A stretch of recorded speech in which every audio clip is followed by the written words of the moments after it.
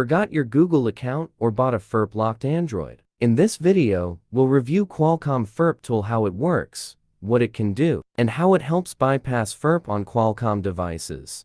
Part 1. What is Qualcomm FRP Tool? Qualcomm FRP Tool is a software solution designed to bypass Google's factory reset protection on Android devices with Qualcomm chipsets. It allows users to regain access to their devices when locked out due to forgotten Google credentials. Part 2. Qualcomm FRP Tool, key features and supported devices. Part 3. How to use Qualcomm FRP Tool. Step 1. Download and install. Get Qualcomm FRP Tool from a trusted source. Download and install it. Launch the tool. Step 2. Prepare your phone. Power off, enter idle mode, and connect to your PC via USB.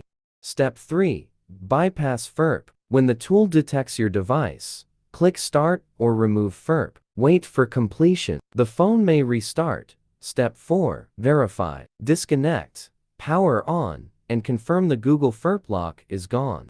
Part 4. Qualcomm FRP Tool, pros and cons. Part 5.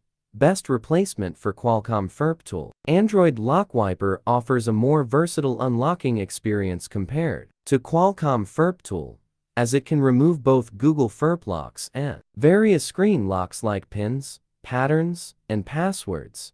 How-to guide. Step 1. Install and prepare. Begin by downloading and installing the phone unlocking software on your computer.